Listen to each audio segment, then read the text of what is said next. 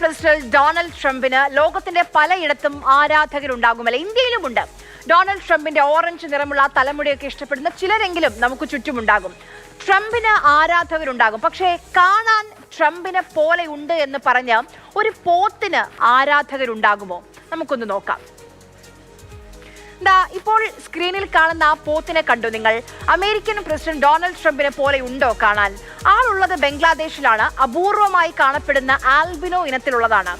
ഈദ് ആഘോഷിക്കുന്നതിന്റെ ഭാഗമായി പോത്തിനെ വിറ്റു. 700 കിലോയാണ് ഭാരം. പക്ഷേ പോത്തിനെ അറക്കാൻ ആരാധകർ സമ്മതിച്ചില്ല.